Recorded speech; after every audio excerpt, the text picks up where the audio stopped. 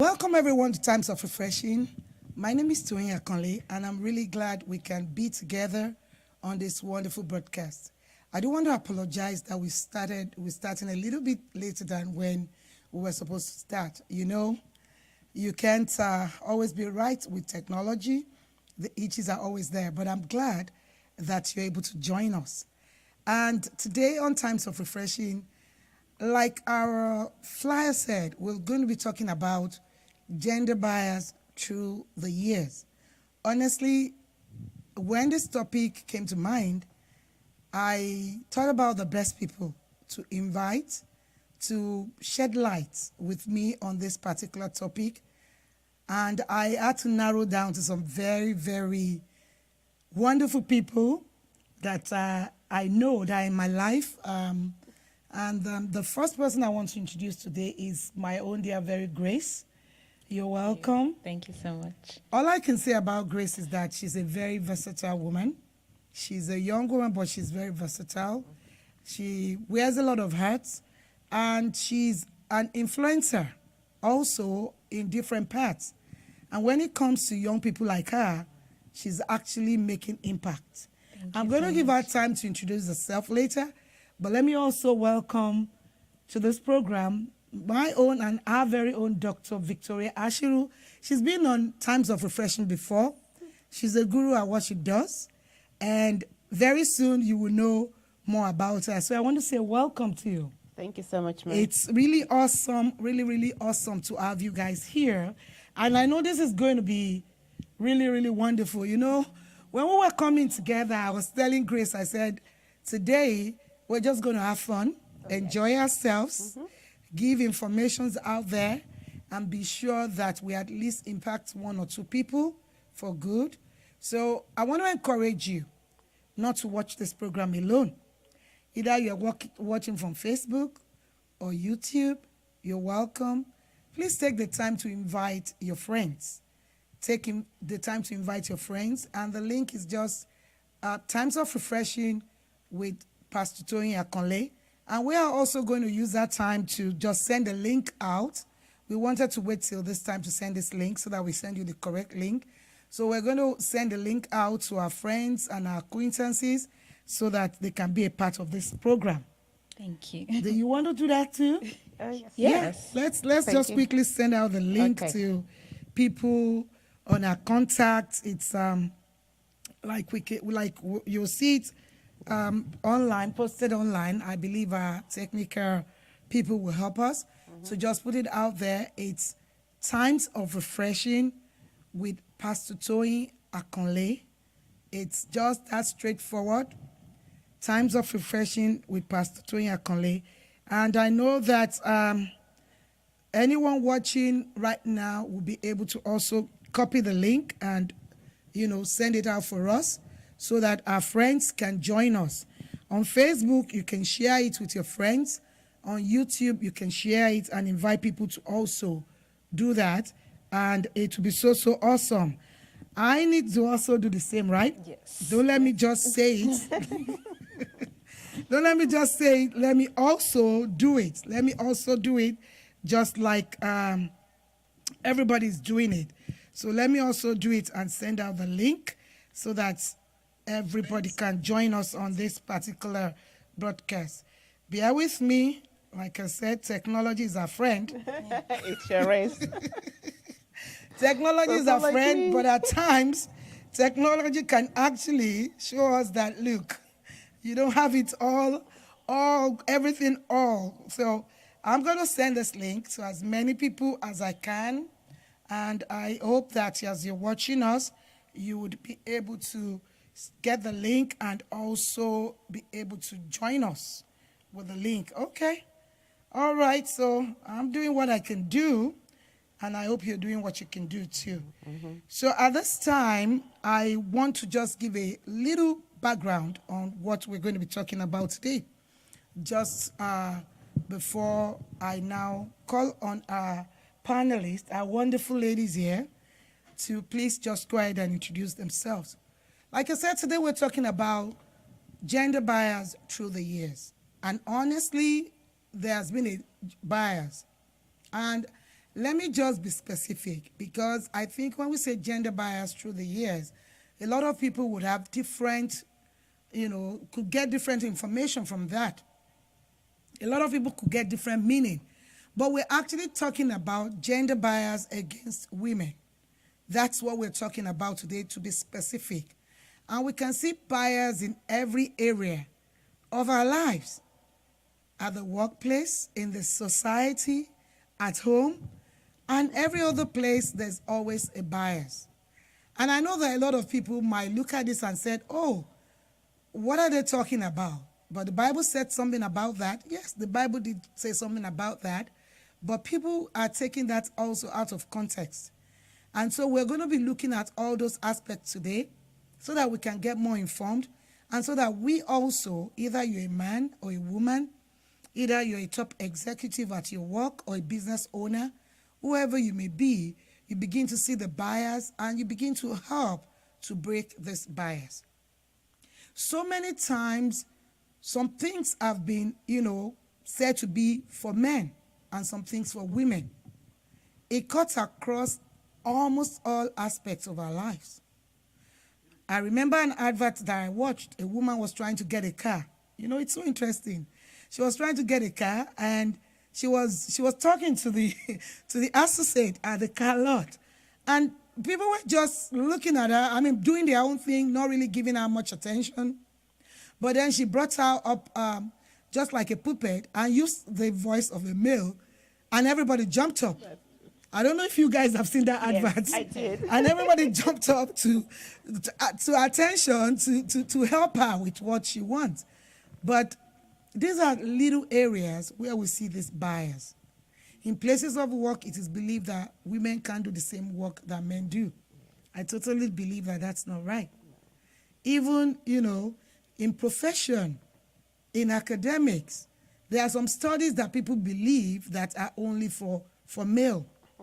In those days, a lot of girls were told that they can be medical doctors, they can be scientists. But they are doing great things. Women are doing great things because we have capacity. We have the ability to do it, and we're doing it. And so those are the things we are going to be looking at today. We're also going to be looking at how these wonderful women have been able to break this bias and the kind of bias that they faced in their time, and how they've been able to break it. So I want to encourage you once again to invite your friends, your family, share this video, go to our YouTube channel, Times of Refreshing with Pastor Toyin Akanle, and also go to our Facebook page and invite your friends. Make sure they know about it. Maybe there's somebody that has had an argument with you over this. Make sure they know about it. And I'm sure this is going to be an awesome time together. So let's get into it. I'm going to let our latest panelists, the newest panelists on Times of Refreshing, introduce ourselves first. And that's going to be Miss Grace. Over to you. Thank you so much. Thank you for creating this space for women and for people within the church to see how, the gospel and also our everyday life can be impacted by, society happenings and like trending topics, as we would say. So my name is Grace Chimezie, and I'm currently a research and evaluation officer for a research nonprofit in DC. As Pastor Toyin pointed out earlier on, I wear different hats. I'm also the designer for a footwear brand called Gaffa Sandals, and I have my website and my blog called GA Fashion, where I talk about style and everyday happenings. So I'm glad to be here. Thank you. Thank you so much, Grace. Honestly, you would agree with me that she's one of the best persons to be on this panel today. You see all the hats she wears, and she's a woman. She's an entrepreneur. She's an inventor. She's a designer. She's a blogger. She has a very big blog. I know about that. And I had the opportunity of attending one of our sessions on Twitter Space while she was talking about, career transitioning for young people. It was awesome. I'm not as young as she is, but I just wanted to listen in to see what she was doing and what they were saying. I ended up staying even for after question and answer. I tell you. And immediately it was over. I went downstairs. I called my boys. I said, you know what? You guys need to join Grace's Twitter thing because she's doing awesome things. Thank you. So we want to say welcome. Thank you. Happy to be here. Thank you so much. Now, Dr. Victoria Ashiru, once again, you're welcome. Thank you so much, Pastor Tony. It's always a blessing. I look forward to being here all the time. And for Grace, yes, I know you as well. I know all you can do, and I'm so proud of you as well. And Thank you so much. Pastor T, you know, you were saying about she may be so young, but you're learning something. We learn from everywhere, you know. So the young can teach us a lot of tricks these days, especially when it comes to technology and how to use all these things, Pastor T. So once again, it's good to be here. Pastor T, thank you so much for always inviting me. I look forward to it. I haven't done nothing else today but prepare for it, but just get excited about being here.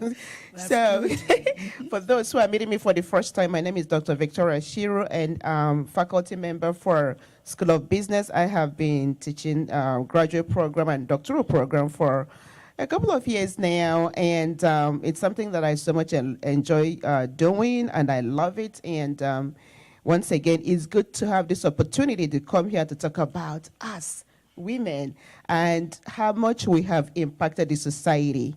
So I'm so glad that you all are able to tune in with us today. Thank you for being here, all of you. Thank you. Thank you, Dr. Ashiru. It's always a delight, I tell you, to have wonderful Dr. Ashiru in the house because our depth of knowledge is, it's unquestionable. We really, really always enjoy having you, and we always have a good time. So welcome once again.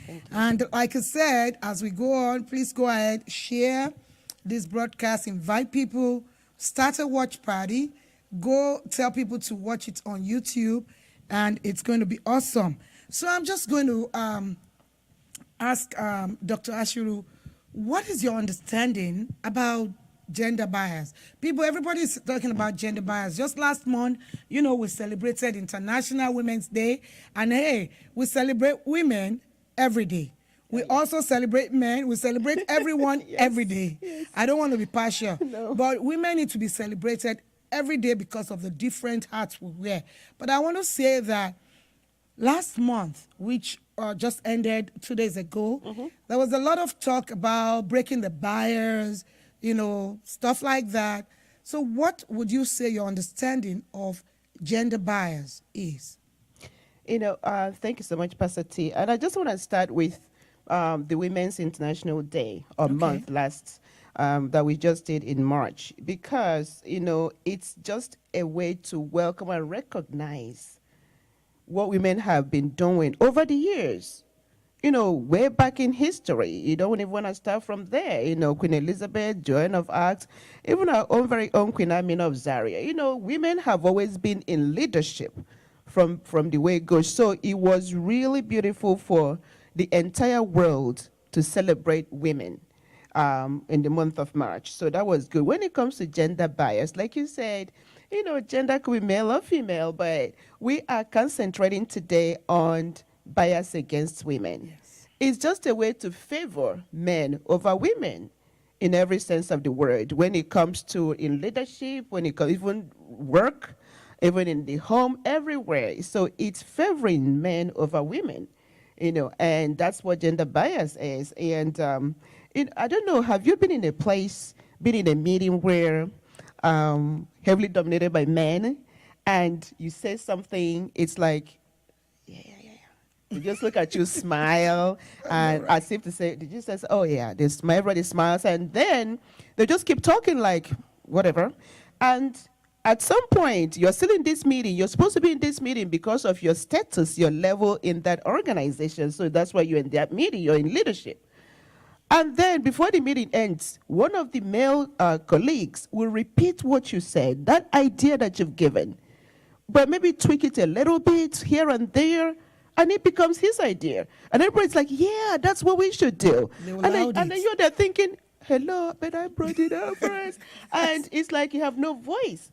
And that goes on over and over again. So it's not only in employment, but in you having a voice. You are not even allowed to speak up. Sometimes when you try to put up a point as if you're being aggressive about it, it's okay for a guy to be aggressive and really be mature about the point they're making.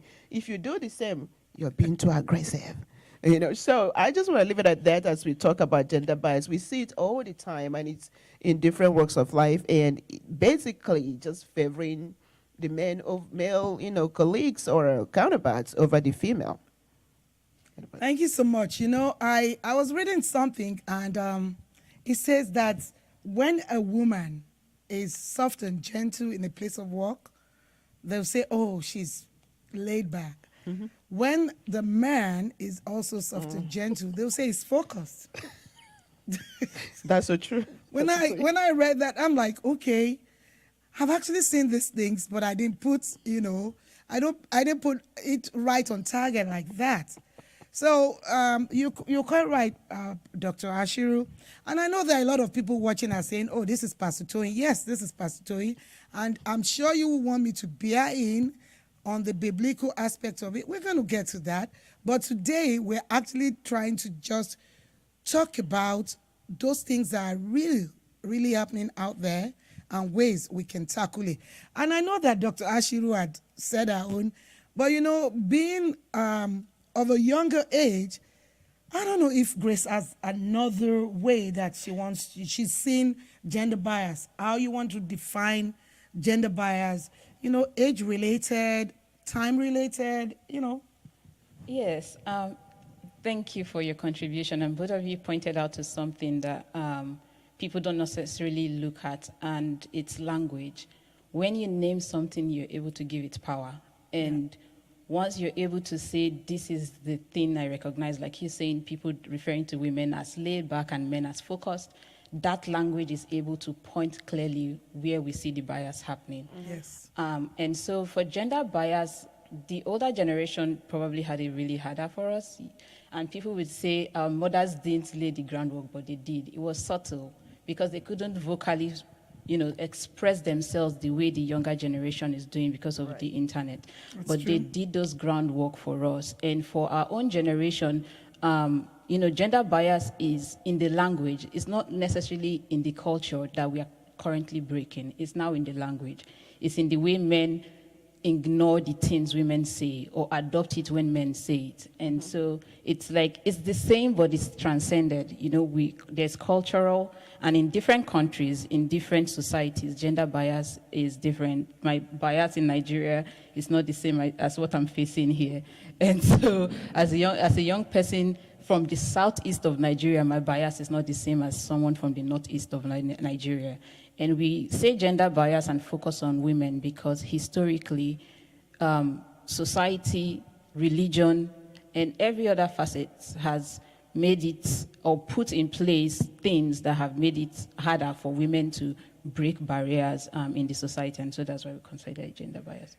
Thank you. I wanted you to finish because I wanted to take you up a little bit on what you said. So can you pinpoint what the bias you face back in Africa is different from the bias you face in this Western world? Yes, so I'm going to give an example with my footwear business. I started a footwear business in Nigeria 7 years ago, and I was the first woman in Abuja to actually do that. And whenever people were going to place an order, they would call Sir, and they would always say Sir, even when we corrected them that, oh, sorry, this is a female-owned brand.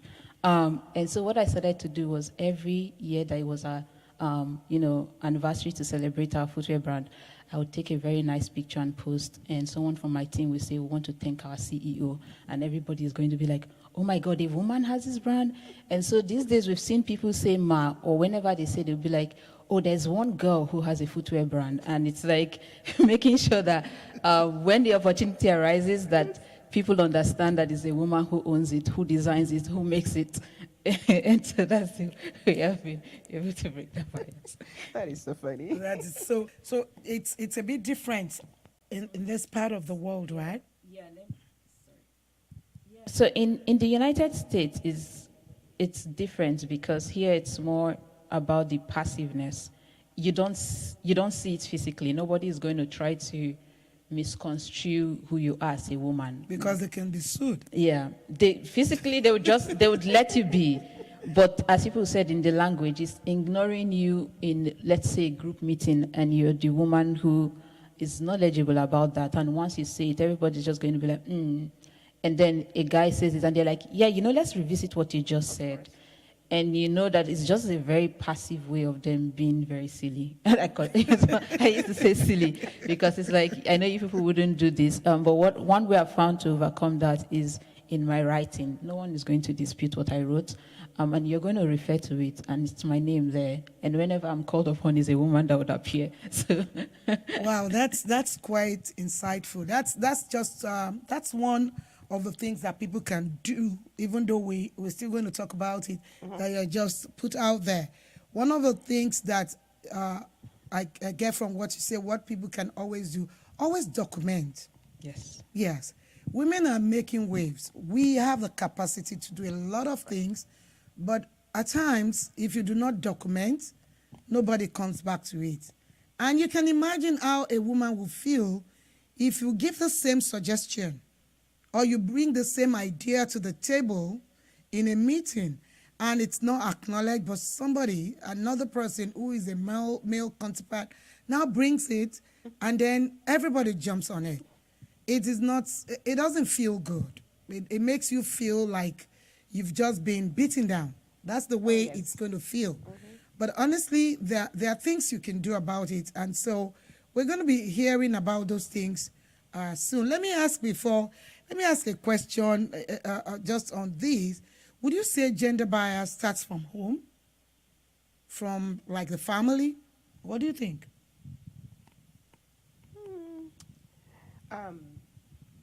I don't really think so much family. Sometimes, one can say never, because sometimes it could be from the culture.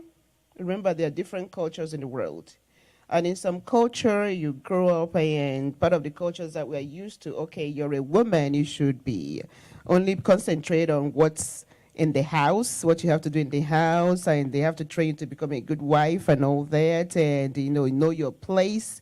And we know that back in so many years ago, women were not even allowed to go to school. So that's part of that culture also. So the bias starts there. Would you call it a bias or would you call it culture? It was the culture that they were known. It was a society. So in their own time, they didn't really think it was bias. They thought it's okay, men and women are supposed to be raised differently because they have different roles to play in life as far as they are concerned back in the day. And I remember, if I use my mom as an example, she was a teacher. My parents were teachers, of course. And they both taught for a total of 100 years. My daddy taught for 51 years, my mom for 49 years. Oh, wow. Yes. So my mom went to a teacher's training school that was, their teachers back then were all white people. And so they were taking exams that were London-based exams in those days, you can imagine. So my mom, there was an exam, my mom told me there was an exam that they took, and she was the only one that passed that exam. So you can imagine how the men felt. The men felt that, no, something must have gone wrong here. How could you have been the one to pass the exam? But it was because the way, even the culture was favoring men most, but they were raised differently because they were missionaries. My maternal grandparents were missionaries. So they raised their children differently. And that you can do whether you're a man or woman, you can, be whatever you want to be in life. So we have culture. So sometimes that cultural dimension is very difficult to break in some areas, in some parts of the world. But if you take it also coming to the Western world where, everybody could be anything. I was amazed, Pastor T and Grace. I remember saying to someone of the Western world, I was talking about, when I was growing up, I was made to do these things, not my brother. And then she said, and this was a white lady, and she said, exactly. My parents make me cook and not my brother. And these were white folks. So sometimes that gender bias, it's there subtly without us knowing that this is what we're doing. So, and that's part of the things that we try to correct today. Not to see, as we have girl and boy, we're trying to teach them the same way. This is what you do, irrespective of who you are. Everybody goes to the kitchen, everybody cleans, everybody does this. We don't start to separate all those chores, because eventually they will grow up thinking, I'm a man, I should not be doing this, or I'm a female, I should do this. So yes, sometimes it starts from the home, but that cultural dimension is very, very difficult to break in some areas, and that makes it more difficult in some countries that actually will accept their role as a female, and whatever you say, it's like you're trying to bring chaos into their society, because that's not what the community is used to. Yeah, honestly, I really can relate with some of the things you've said, growing up in Africa also. But I remember that when I first got to the US many, many years ago, the first thing my wonderful sister, who I can see is online somewhere watching us today, Dr. Ayo Bishop told me, said, listen, you have boys. You have to teach them everything that girls can do too, so that you're not going to get burnt out. And then she told me something, said, times are changing. Mm-hmm. Times are changing so much that the younger generations are not going to be taking what we, the older generation, or my mother, our mother used to just take and say, oh, that's the norm, that's the cultural orientation, the dimension of the culture. She told me, said, they are not going to be taking that lightly. So teach your boys to be able to be able to do a lot of things, because the culture I come from, when it comes to taking care of the home, the house, the woman is like totally there. And I tell you, at times, it's too much. Oh, yes. At times, it gets too much. Yes, our mothers did not complain. Yes, but some of us right now, you look at it and say, oh, I did all that with joy. But the younger ones would not do that. No. Because we live in a world right now, in times where women are taking the strides in a lot of things. And so you go out, the woman goes out, and then the woman is tired, you're tired. If you love one another, you should be able to complement one another by helping one another. So I can relate with that. But I got that from my sister, and I began to teach my children everything they need to know about keeping a home too. It doesn't make them less of a man. No. And I thank God today, because I'm seeing what my sister told me years back, over 20 years ago, that things have really changed. I counsel young ladies and men who are going to get married, my husband does, and we know some of the questions that they ask. And if you're not careful, that could be a big problem in the home, not only in the home, even in the society. Yes. So I think the family should also begin to look at gender bias as something they can find in the home, and they can find ways of, of treating it, of dealing with it, so that the female in the home do not feel like I did everything, and the male in the home feel like it's my right. Because, whatever we pass on to our children is going to go with them for a long time.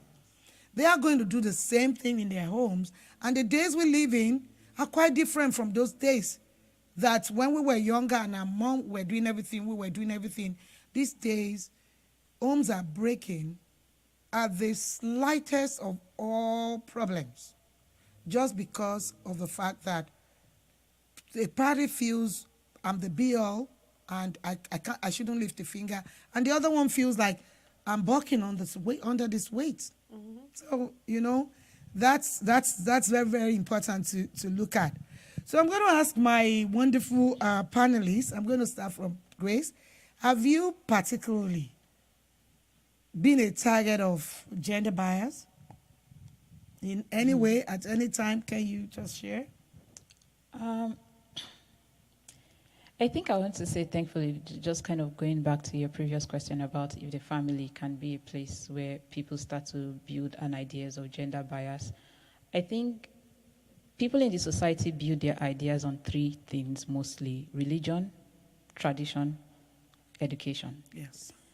And if you do not question these three things, there's going to always be bias. Mm-hmm. And so for me, I thankfully grew up in a household where my father was a very strong advocate for women doing whatever they wanted to do. And that was because of his exposure to education. But then when it came traditionally, the man would say, you cannot be outside past 7 o'clock. Your brothers can do that, you cannot. Wow. You cannot struggle too hard, Grace, because there's a man that has to take care of it. Yes. And what? And he keep and, This is and so true. this is my father, who is so liberal in his ideas of what women can do. If I wanted to run for president today, my father would be like, "Oh, let me get you your flyer." But he doesn't understand that a woman who is supposed to be president will have to stay out by 7 o'clock. And so whenever he came back home, and he would be like, "Grace, why are you coming back by 9?" I'll just look at him and say, "But I'm responsible for myself." And he'll be like, "No, a man will be." And I say, "No, that is me." And so I had to continuously break. And I did it for my younger siblings because I have a younger sister. But I also did it for my brothers to not think they were entitled to that space. If Grace was going to go out by 10 o'clock, I had reasons. And I'll come back since the boys' school. And so I had to continuously. And this was my father introducing bias based on the traditional beliefs he had, despite his education. And so because I grew up in a household where I could understand that my father believed I could do everything, whenever I walked outside and people wanted to bring in their own inferiority complex that you're a woman, I always looked at them like, I think this is very confusing because my dad has not, I grew up in this culture where, no, you can't tell me that because I'm a woman, I can't do this, So it was that, but also, I also understood that whenever I was in spaces where people would say things, especially, and sometimes it happens usually in the church, it's not a bad thing. It's like the Bible has construed this setting. And whenever people said that things in church, that was the only place where I just said, I don't see myself fitting into this story, So I think, but society, I've been quite lucky not to have had that physically because I've sort of blocked my mind from seeing it. Thank you so much. That is very, I remember that we used to be told those things too. You have to do things certain way because the man is going to marry you and then take care of every other thing. But honestly, truth be told, you have to be a person by yourself. The days we live in, no man wants a liability. Yes, men want to take care of their wives, but at the same time, you must be that kind of person who, is able to bring something also to the table, ideas, information. I mean, time does not stop. Time keeps moving. So we have to also move with the time. And let me just piggyback a bit about what you said. It is very true. When you talk about gender, you have to talk about it along those 3 lines. And one of the ones that I want to I really want to shed a bit of light on is religion. Thank God that things are changing. As a pastor, a female pastor, I know what that means. I remember that there was a female, when I was a parish pastor, there was a female pastor's session that I attended. And the female leader was telling us that, oh, you guys are lucky that earlier on in the years, I'm sorry, it's okay. That earlier on in the year, thank you so much. Earlier on in the years when, when meetings are called and there are male pastors and female parish pastors, they are treated like they are not there at all. Some people do not, even till now, I know a lot of people are going to call me out on this particular broadcast. I'm going to get a lot of comment. That's okay. Till now, some people still do not believe women should be pastors. And this is part of the bias. When we talk about the Bible, you have to look at the Bible you have to look at the Bible times also with it. Yes, God's rule cannot be changed. But do you know that in Genesis 1, I think it's 15, the Bible says God created in male and female. Male and female, he created them. And the Bible also says God created them in his image, in his likeness. So we are all created in the image and the likeness of man.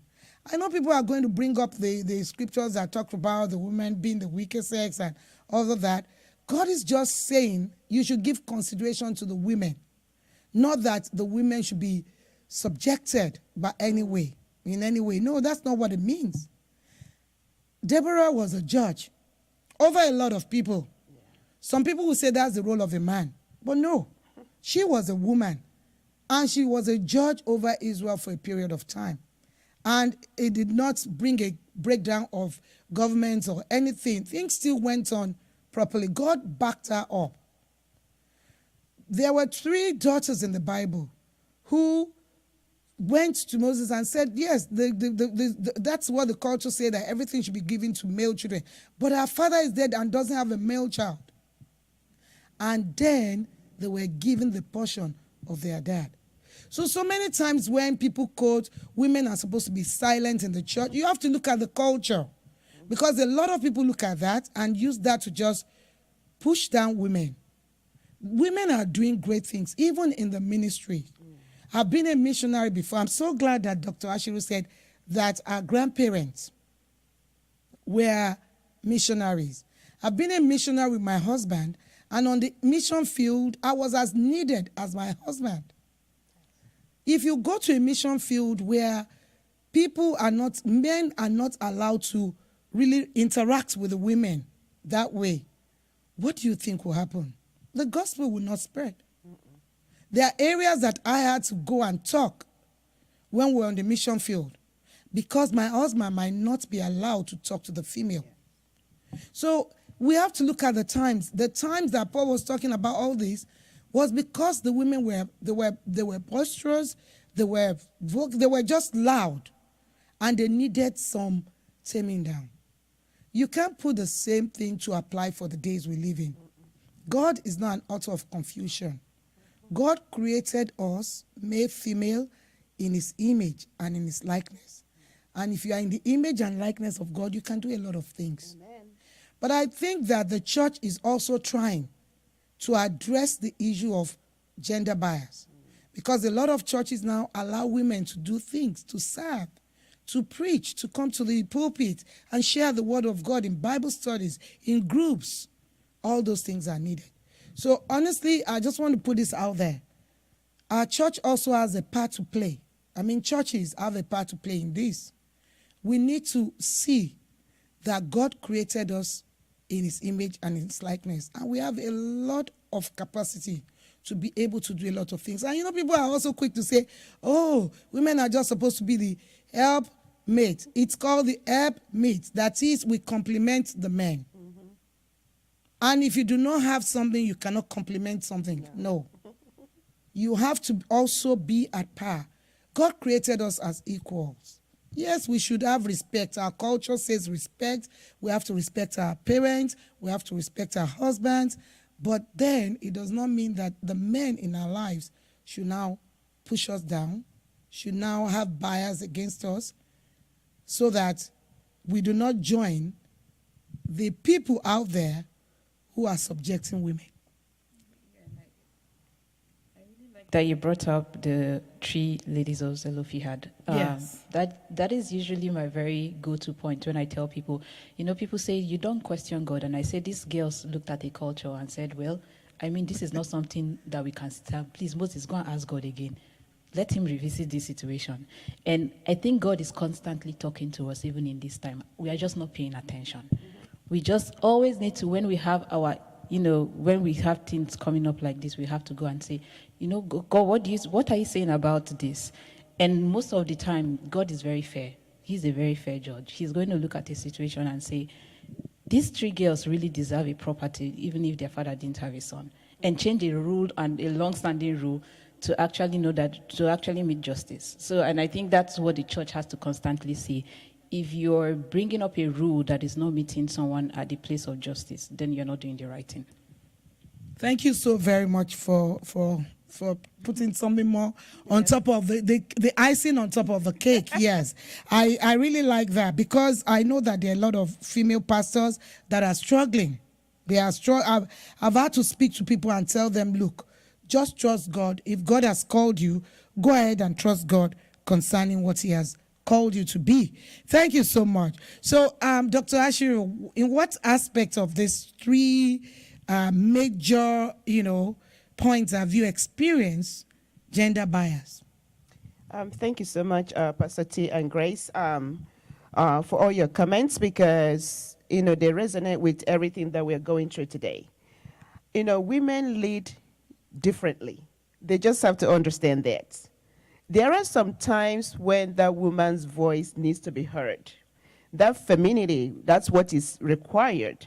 Luckily, I really have not, I cannot say that I've been in a place that I experienced that in my workplace, because it's crystal clear what you do and how much you get paid and all of that. So, and I've been so lucky, I thank God for that, that I've been really appreciated everywhere I have worked since I've started working all the way from England to here. And I've always been, and also I've always been working with women in leadership, and all they do is to push you up, to get you to the level where they are. And when they see that you are doing so well, even your male colleagues are also there pushing you up. Some of my mentors are men. I've been so lucky there, because they understand that there are situations where they need women. Some courses they will say to me, Dr. Ashiru, you want to teach this course because you have the personality, have what is required, because we want that students to, pass this class, and we want you to teach this class. So I have been really very lucky to be placed in a situation where, I've been flying high and I've been highly recommended. But having said that, I know that people do go through a lot. And usually what I say when people tell me about what they're going through in a workplace because of the place is very well male dominated, and I always say, what you do? Use your brain, okay? Like Grace said, in writing. When people see what you can do, that's what you can use to get ahead of that. True. When people see what you can do. And then you find yourself becoming the only person. Now, having said that, I get this from some students, just piggybacking on what Grace was saying about calling you sir. People will still see my name, Dr. Victoria Shiro, and they say, the students, they write to me, dear sir. I'm like, how does Victoria sound like sir to you?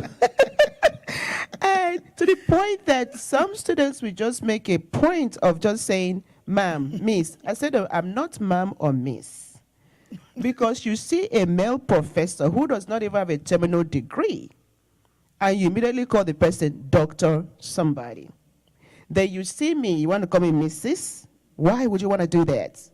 So I always, draw the line. Not that I was sounding arrogant or something, but you have to draw the line so that they understand. This is what you're being called this because of your level in education, your profession. That's why you're called this. So in terms of bias work-wise, I have, like I said, I've been working places where there's gender equality, so to say, and that has been wonderful. And I just want to take something back to the home one more time. That I became in this profession is because of my husband. So I just want to give him a shout out as well. Because he looked at me and said something, why don't you go get your doctoral degree? I said, why? He said, so that I can say that my wife is a doctor. Isn't that wonderful? And so that really, I just want to give him a shout out and said yes. He said, and he said you'd like to talk, so why don't you just become a doctor and then, start teaching? And that's where I find myself, so yes.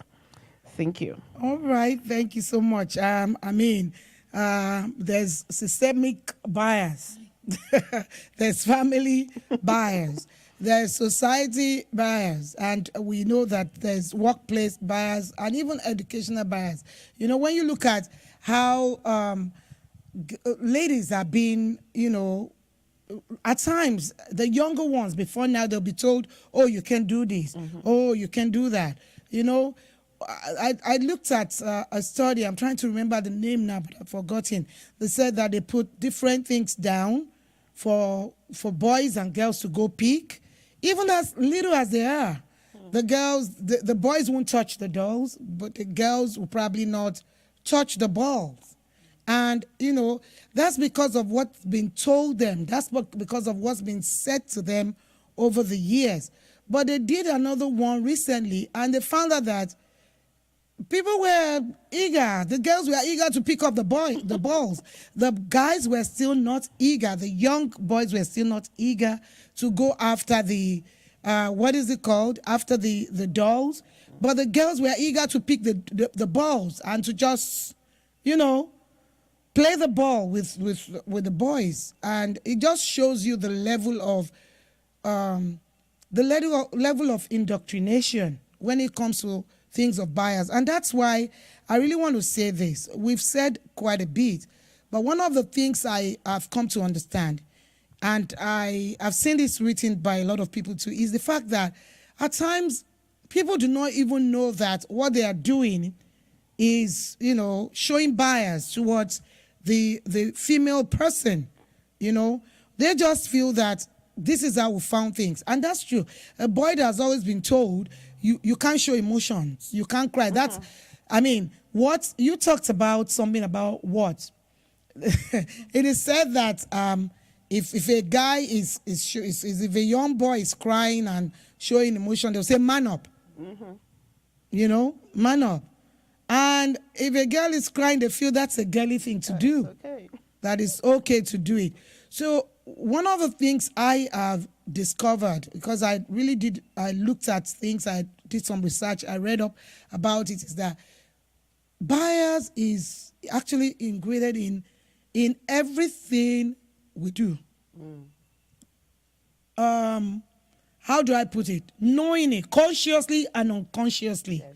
Because a child, from when the child is young, you see some parents say, no, don't go to the kitchen, that's a woman's job.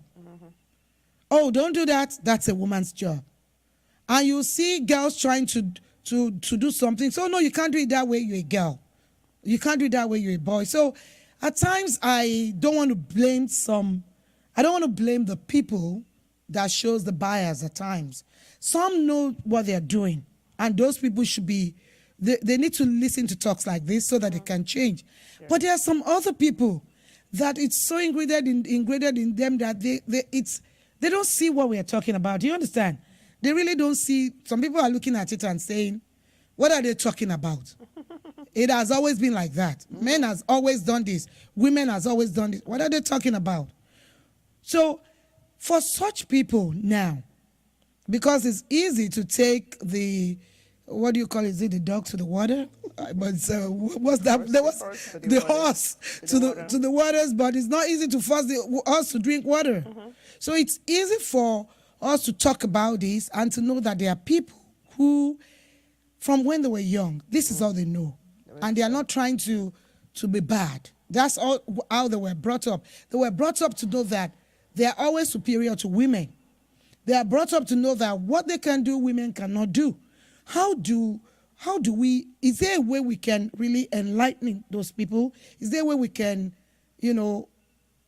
talk to those people and let them know that this is wrong? And how can they change if they can change? What do you think? You think they can change? I think that's the first question. Can people like that change? Oh, definitely.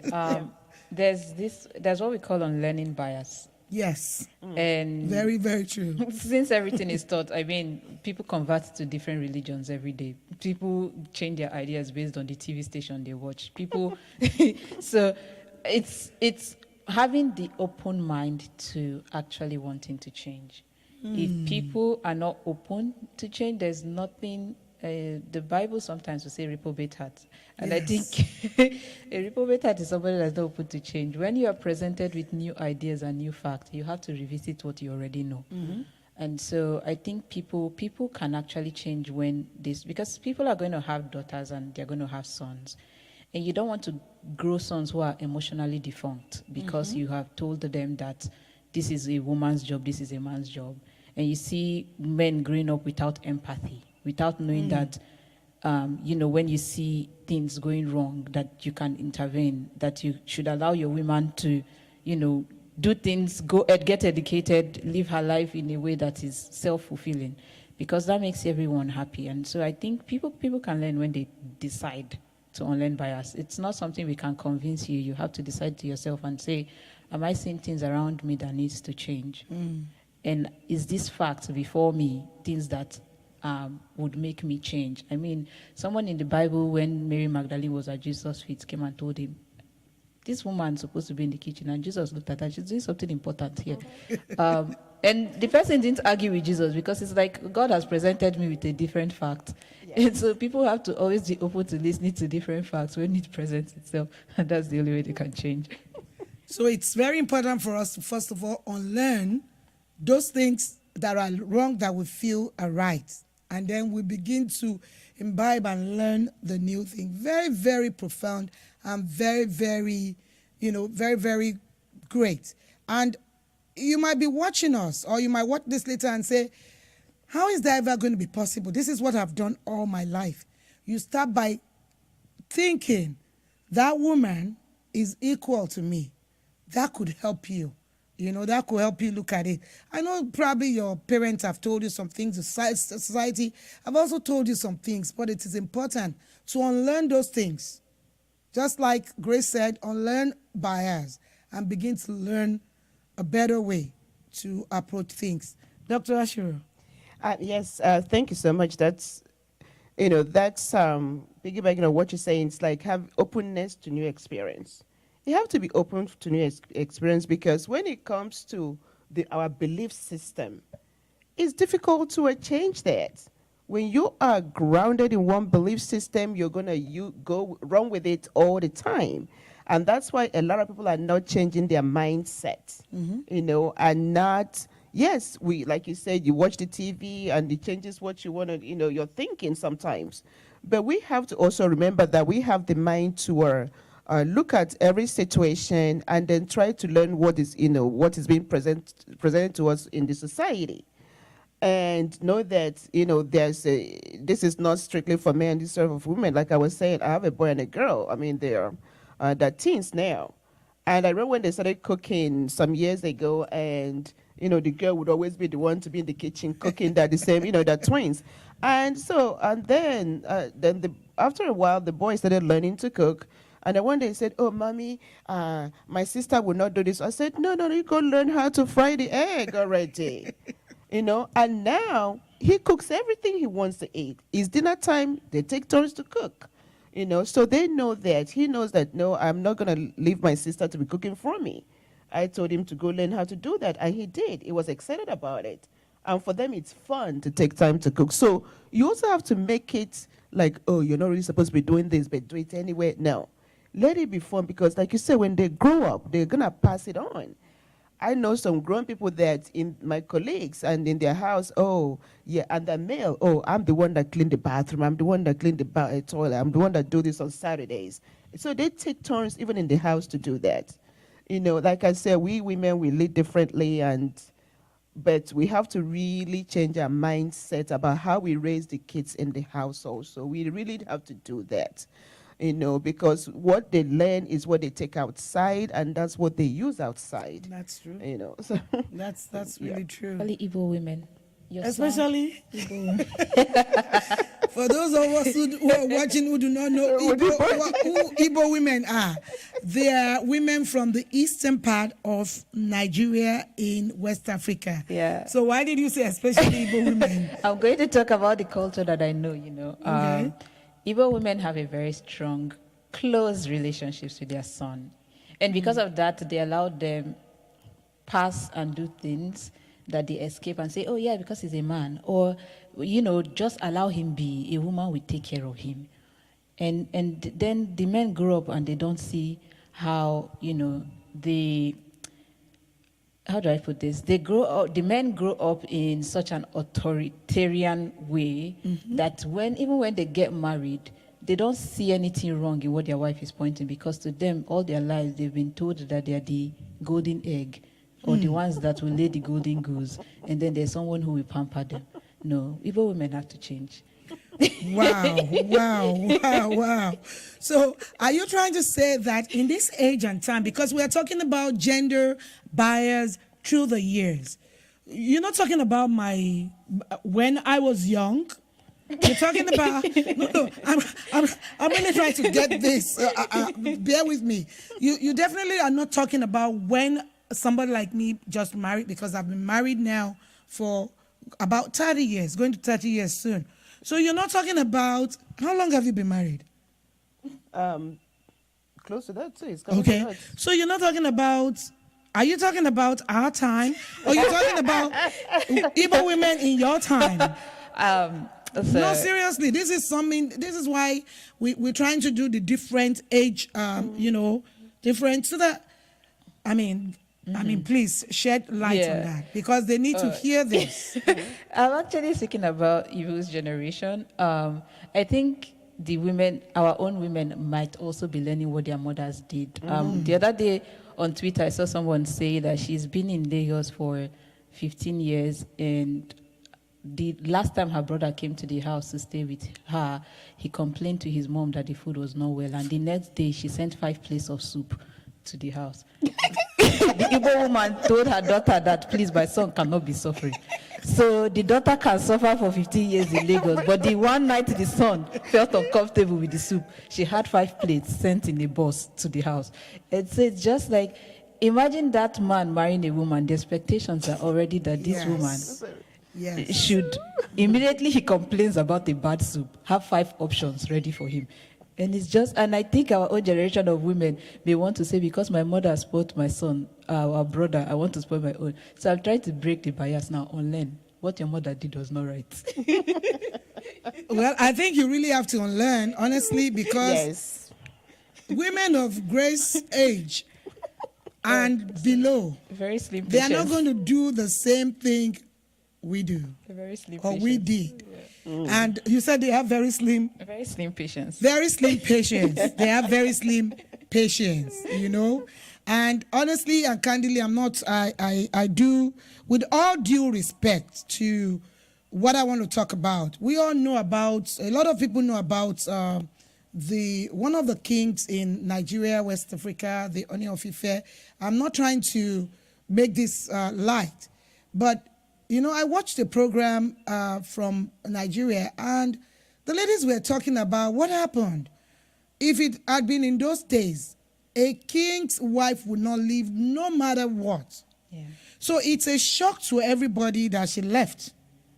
That's part of that, I believe. I do not know what happened, and I do not want And that's to the third speculate. in 10 years. That's the what? The third woman in 10 years. Oh, well, that doesn't really matter. That's not what I'm trying to say, honestly. But what I'm trying to say is that things have so much changed in this age and time that the same kind of bias that men have towards women then cannot just be swept under the carpet. True. The young women are going to reject it. They are going to revolt against it. They are going to pack their things and go.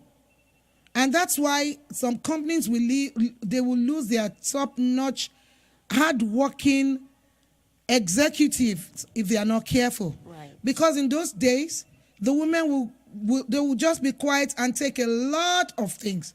But the days we live in, they are not going to take it because they have options. Now women have options. So please, I just want to say, like she said, we said it jokingly, or, you know, it really spoke a lot to me for a queen to just pack her things and just go. Especially in Africa, in Nigeria, it doesn't really happen like that. But when that happened, it spoke volume to me that, you know, what is this? It's because there are some things that women are not taking again. And we have to be aware of that. I know our time is really, this is really a very, very wonderfully good conversation, but I know our time is far gone. So I just want to ask 1 or 2 more questions so that we can round up. And if anybody has any questions, if we didn't see, please, our technicals, you can make us aware of them, both on Facebook and on YouTube. And I want to apologize to those that are waiting to watch this on Instagram. It didn't happen, but we would make sure we post it to Instagram when this is over. What I want to ask is that, do you think, to an extent, do you think women contribute to part of the bias? Do you think that's possible? Because, okay, some people are probably looking at us now and saying, what are they talking about? It has always been like this with women. What do you want to change? You know, some people are looking at us and saying, what does it matter? I mean, it doesn't take anything out of me. I think it does. So do you think that women have, over the time, contributed to some of this bias? Or do you think they are actually, because I know also that there are some women who are speaking up and doing things to change the atmosphere, to change the situation. So what do you think? What do you? I know you want to throw it to her. Yes. I think, I mean, I pointed to that in my last statement, but also it's women still looking at their fellow women as properties of their husbands. You know, there are people who marry into a household where their men beat them, and then you see a fellow woman say, you know, just talk to him, or, you know, stay, or don't question, or, you know, and just giving so many excuses. Most of the time, the men don't even talk. They're supposed to actually caution their men, but they don't talk. But the women will insist and say things that are not conforming, but having a bias, like coming from a place of bias, instead of trying to say, this woman may not be wrong. This is something we have to address with the man. It's the woman that they will focus. If she's the one beaten, if she's the one sent out of her house, if she's the one going through any crisis, the woman, the woman, the woman, the woman, the woman. And there's no place where they say, well, what has this man done? You know, and so women contribute to bias that way by always seeing women as the victims or the ones perpetrating every wrong. And not necessarily thinking, you know, this is two human beings. What if the man may have done something too? And I think changing that would be having people actually sit both parties down and talk to them as two people who are part of the problem instead of looking at it from one side. What about you? Thank you so much for that insight. Thank you. Thank you so much. You know, when you look at it, sometimes female don't actually help female. You are trying to climb the ladder. You're trying to do your best in education, in your profession, and then sometimes you will see it's the men that are actually trying to help you, but not the female. I don't know if are you now thinking that you're better than the rest of us? You know, you want to do this, you want to become this, I want to become that. So you have to be very careful who you are share your dreams with, because some will be dream killers. And don't think that you should really be there. So what does that mean? You hear somebody saying to you, you mean what you have is not enough for you? You know, you want to become what again now? You know, that's already enough. Look at you won't have time for your children. They start bringing some guilt trip on you. Like, okay, that means that you're going to be so busy. And when you're so busy, you won't be able to take care of the kids. And then the children are growing up. They need you. They need the father too. They just don't need the mom. The father has to have, you know, be there and show the father figure. And then, of course, the mom figures. Everybody has to be there, you know, when there are two people. So here is the thing. Sometimes women add to it because we should really be promoting each other. We should be helping each other. It's not just going to women's group thing. Sometimes women's group thing, they go there to bash men. That's not what I'm talking about. You go to such associations that will promote women. That's why I was giving examples of some of the supervisors I've had so far in my career, and they've always been to promote women. One current one is actually like, if you're really doing very well, she'll promote you, she'll make sure she'll bring you up. That's the kind of way we want to surround ourselves. And we ourselves should also be doing that when we see the young ladies around us and, yeah, you could do this, you could be this, you know, are you thinking of this? Trying to also help the younger ones. So please, women all over the place, all over the world, I should say, always try to help the younger ones that are coming up, because there's this thing about low self-esteem. That's true. And boys don't have that, you know. It's only the young girls. You're looking at a young girl that is so beautiful, and they don't think much about themselves because they just like that self-esteem. You know, we call it self-efficacy. They don't believe they could do anything. They don't believe they have what it takes to get it done. So please, it's our, all of us, I'm glad that, Grace, you have that blog that you are helping young ones to come up in their career and doing so many things. You know, God bless you for that. And Pastor Toyi, of course, has always been there, you know, for the young girls, always saying, what can we do about them? Now, it's not just their career, but also how they feel about themselves. I'm always preaching this, oh, you're beautiful, you're this, you're that. Don't let nobody talk down on you. It's not just physically, but also your brain, you have it. If somebody else can do it, you can do it too. That's, you know, like we say, do they have two heads? So yes, so let's all also be mentors for these young ladies that are coming up. Let's just also help them, please. Yeah, and I think I just want you brought up something that I think of when it comes to self-esteem, and it's young people or young girls who grow up in a culture where men's affirmation is the only way they feel self-esteem. And it does not just start from the men, it starts from the home, where the mom says, well, you're not married, no man Back to likes the you. home, huh?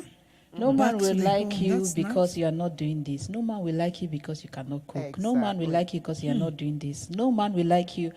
And then this girl goes out and no man is looking at her, and then she starts thinking, well, maybe I'm actually not beautiful enough. I'm not woman enough. And truly, I had to just tell myself, I'm Grace. Nobody can make me feel like if you start to bring up, oh, you're not married, I'll just be like, that time will come. But for now, I can't hinge my self-esteem and my time on any of those things. They are just an addition. They are things that we can aspire to, as men aspire to. A man marrying me is marrying a gold mine. You should aspire to. It's the Yes. same way. Yes, Yes, we should that be is that is so inspiring. true. I think you wanted to say something more on Yes, that. yes. Yeah. What I wanted to Right. say is that that's part of the thing I use also to talk to young girls. I say, stand in front of the mirror. What do you see? You see the prettiest, the smartest, the finest, the tallest, the whatever you want to talk. That best thing that you have in your mind. That's what you see in the mirror. So look in the mirror every day. Affirm that yourself. You really need that affirmation because, like Grace, like you said, a lot of things have been said to some people. You're looking at somebody. I remember when I was younger and I was running as a young child. An old lady, just said to me, I ran and said, oh, and then what did she do? She put a cross on the floor, on the ground, like a curse. You shouldn't run. Like a curse, cursing me. And I'm like, no way. And Why? I said to my mom, she actually said, you are zero. Why did he say that? Because you ran? Because I was running, I jumped, I almost hit her. You are zero. Was that And supposed to be a boy's thing? A male's thing only? I don't know. And I said, okay, but that is the thing about self-esteem. Can you imagine as a young child, I never forgot that? I must have been like 7 years old, but I still remember it like it was yesterday. But I keep saying, I wish you could see me today, Oh, yeah? that I'm not zero. So with that in my mind, instead of that bringing me down, I'm only going higher and higher Yeah. to the glory of God. Yes. Okay, so honestly, I see this. This has so many parts to it, and I want to request you, ladies, really, really request you. Please, I'm serious about this. Is there any other time we can come and talk about, self-confidence and appreciation of oneself? Because this thing you're talking about has been made worse now by social media. Oh, 100%. All the young ladies wants to be what do you call it, validated by social media. Is that what it is? By men, by By the guys male out there, gaze. by the male. You don't need anybody to validate you. Honestly, you are an original. You are a creation of God. You have to know that there's so much in you. And like Dr. Ashiru says it, that's one thing that I do. And I can say you guys do it too. Listen, yes, there's so much gender bias, but you can stand out and be different. Yes. There are so many ladies doing great things in the days we live in. Even in the old times, it was some ladies that started this breaking of the bias. The sovereign women of America. There are so many of them that you can think about. Somebody started it. You could be the difference that is needed in the world. Don't look at yourself and until, like you said, a mother was talking to a daughter and I was saying, it's okay, don't make her feel, but I said, no, I need to talk to her, that because I had to tell her, are you not just going to only this place? That she had to do so much makeup on her face and everything that she was like, but you're just going to see your friend. I know the person you're going, and she felt, I can't go out like that. It's getting to that point. But hey, what we're talking about today is gender bias through the years. My time, it was worse. Right now, things are getting better because there's more awareness. You need to join the people who are looking at the brighter side, that a woman doesn't need a validation from a man, from a boy. You know, I'm especially those young ladies who are not married right now, who feel until they do some certain things, they would not be liked. No. You are fearfully and wonderfully made. You have to trust God. You have to believe. Like Grace said, she said, when the time comes, it's going to happen. And I know that because I'm going to be at Grace's wedding soon. Anytime it is. No rush, you know. But honestly and candidly, when we allow men to see us as female in certain ways, that's the way they are going to treat you. Not all men. I remember going for an occasion one time, and I entered into that place, and the music they were playing in that place was horrible, horrible, horrible. They were playing that music, and it was really downgrading to women. And I called some people. I called people dancing. I said, listen, can you guys listen to the lyrics of this song? Why are you dancing to such a music? You should be the one to stand up and say, turn off that music. Honestly. And a lot of them were like, oh, that's true. But anyway, I couldn't stay there. I mean, I couldn't stay there. I won't lie. So I was on my way out, but I made a point there so that people would know exactly what to do. So before we go today, what last word do you have for women who are experiencing gender bias in places of work and in society every day? Dr. Ashiru.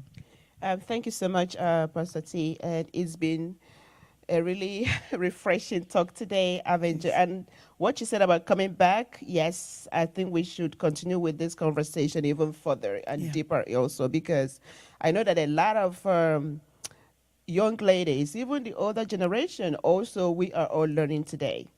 You know, so what you said about gender bias getting better, we have always heard about breaking the glass ceiling. Yes. Okay, I don't know when women are ever gonna shatter that glass ceiling. There's just so much here, and then there's another thing they call the glass cliff. You break the glass ceiling, you meet the glass cliff, which means, okay, you want to become a leader. You know, you want to be a woman in leadership. We give you a shitty job. What does that mean? You're going to be cleaning up the mess. They give women sometimes the most difficult job so they will fail at it. That's the glass cliff. So it's still there. It's still there. You have become you're now in management, but the kind of work that you'll be doing, you will not even sleep. Because the man, you know, because I want you to fail so they can say, okay, now we've tried a woman, so now you know, see why we should put a man in there. Failed. So it's there because they always believe that women are there to clean up the mess. And so that job that is very difficult, you do it, you know. But I just like, the good thing is that it's getting better. There's more awareness. And that's why, you know, like, if you permit me, my niece just shattered all of that, and became the first African American female to be to join the Department of Neurosurgery. First African American female. Great. You know, I mean, it's mind-boggling. That tells you All these years? yes. Oh, wow. Yeah. something. All these years in that particular clinic, she is the first female, African American female in that clinic in all these years. And clinics number 2 in the country. So things are happening. Look at our Dr. Ngozi Okonjo-Iweala, the new Director General for WTO. Never ever happened. And the 7th and the first African. It's mind-blowing. Yes, to And be nice, there. honestly. And Dr. Emenike is there, our ambassador here in Nigeria, ambassador, Dr. Sanders, American ambassador to Nigeria. So a lot of female are coming up and doing something. Even the other day, I joined the talk that Dr. Emenike and Dr. Sanders led at the Nigerian embassy. Yes, you told me about it. Yes, I told you. It was widely attended by. It's good to hear. I know that there's so many. Oh, this particular one I must not forget. What about in soccer?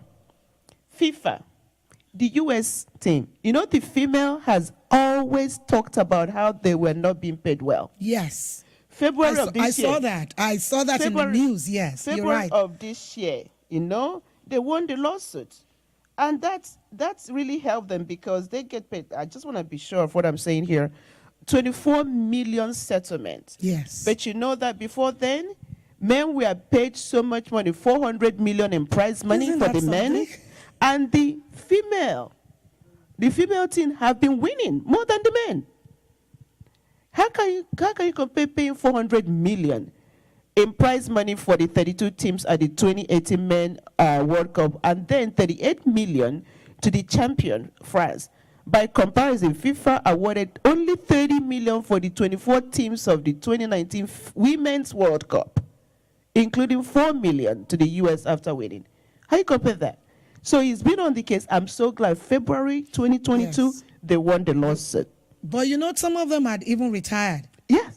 before this lawsuit was I know, won. So but- that means all the time they were playing this game, they were just being thrown peanuts. Yes. So I'm sorry I need to throw this in before you go Yes, on. of course. For everyone listening to us, especially for those of us who are Christians, are going to spiritualize this thing and say, oh, it's always been there, women should be subject to men. Listen, the Bible did not say that women should be treated this way.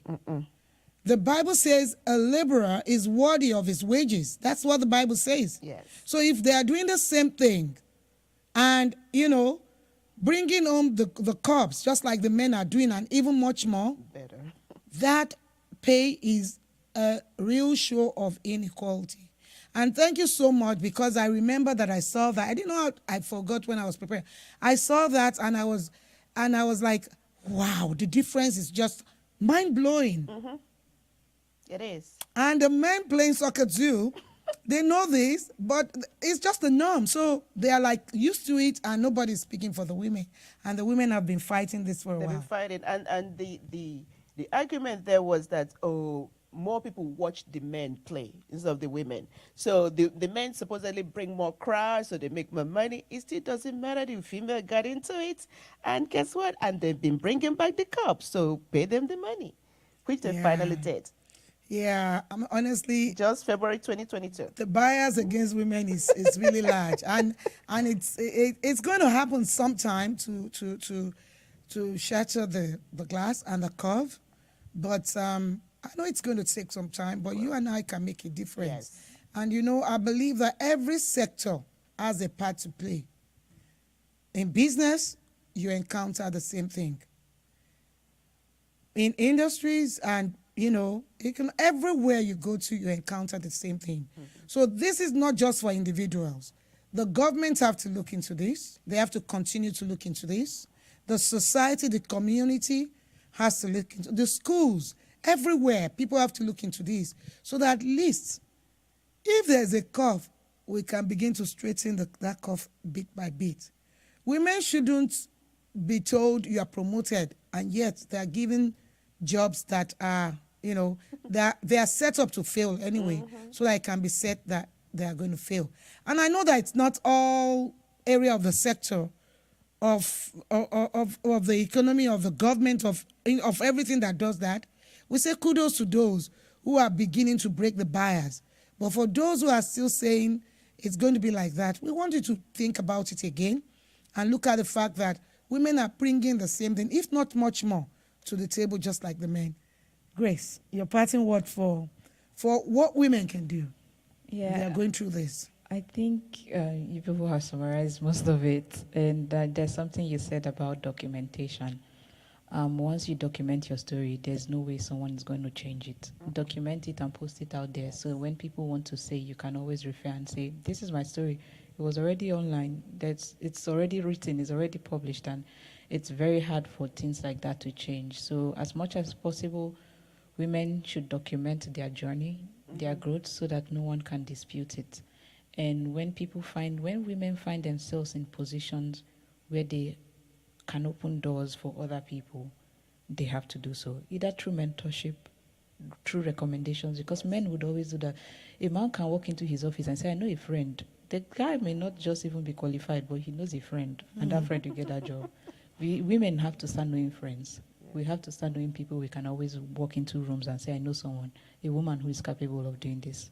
So that's my advice. And definitely, thank you so much, Grace. And definitely you have those friends. I have those friends. Yeah. We just make sure that we promote those friends too. And on that note, I had a talk with a lady called Maureen O in Nigeria. Honestly, any woman that is in business, in commerce, that is trying to grow and to break barriers and barriers should please take a leaf from Pastor Maureen Obawaya, Maureen O. She makes bags from the scratch in Nigeria. She didn't have it that easy when she started, but she's everywhere, all over the face of the earth. And I say kudos to people like her. And honestly, like she said, pull up other women. Don't discount your friends. Women, don't let's be jealous when we see other women attaining great heights. Let's be like the men. Men most times celebrate themselves and talk about what they are doing. But most times women, we do not. We need to talk more about what we as women are doing and to celebrate loud those women who are achieving great things. And today I want to say a great kudos also to Dr. Remi Duyile, who is running for a seat in our constituency. Yes. And I want to say, if you're a woman in Maryland, especially in Maryland, and around our area, in Maryland, talk about her. Let people hear about Dr. Remi. And also, if you're around Bowie area, please vote for her. Because, number one, she's a woman, and I've seen her she's done great things. Yes. And I know she's also a child of God like myself. And she's my personal person. She's my sister, not blood sister, but she's somebody I admire so much. So there are so many women out there that we can reference. Let us join the group of people breaking the bias. As a mother at home, begin to teach your male and female children that there's nothing they cannot do. These days, you can't tell a girl child that you can't be a doctor again. There's so many female doctors in high position in the medical field. And they can be engineers too. They can go to, there's nothing they cannot do. So begin to teach them, and concerning their homes in future, let them know that the man is not the be-all. The woman also has something to say, something to bring to the home. Well, this is how far we're going to take, how much we're going to take today, because our time is far gone. And I know that our dear Grace is coming back, and our dear Dr. Ashiru is coming back, because we are going to begin to talk about, you know, what the bias against gender, what it can actually cause. Do you know domestic violence in most places, most times when it's the man that attacks the woman, is because of gender bias? It's because the woman has been told, you can do whatever you can do, you want to do and get away with it, but the woman cannot. After all, if you look at that story in the Bible, when that woman was chased to the feet of Jesus, where was the man? She was told that she was caught in adultery and she was about to be stoned. But the man was nowhere to be found just because he's a man. Domestic violence is real. A lot of people are losing their lives. I know it's equal opportunity. Women at times also abuse men. But the majority of it is the other way around. And when that happens, it's because the gender bias has not been addressed somewhere within the heart of such a man. And so it translates even to his relationship with his wife.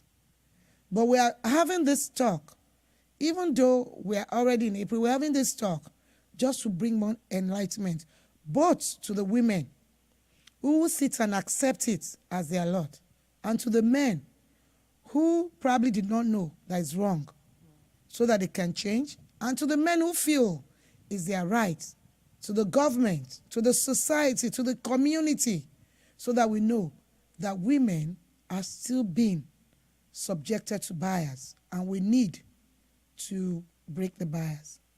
So once again, I want to say thank you to Grace. Thank you so much. You look so beautiful, by the way. She's always looking beautiful, right? Thank you for having me. And thank you to Dr. Ashiru. Thank you so much, Pastor Our T. dear Dr. Ashiru, Dr. Victoria, full of wisdom and knowledge. Thank you so much. Thank you so and much. And to all our viewers, we want to say a big thank you. Thank you for staying tuned. Please make sure you share this broadcast. It will still be on my channel and my Facebook page. Please share it. Please put your comments down there. We'll definitely get back to you. But until the next time we bring up another broadcast, I want to say have a wonderful day. From me, from Grace, and from Dr. Ashiru. Have a good time. Bye-bye.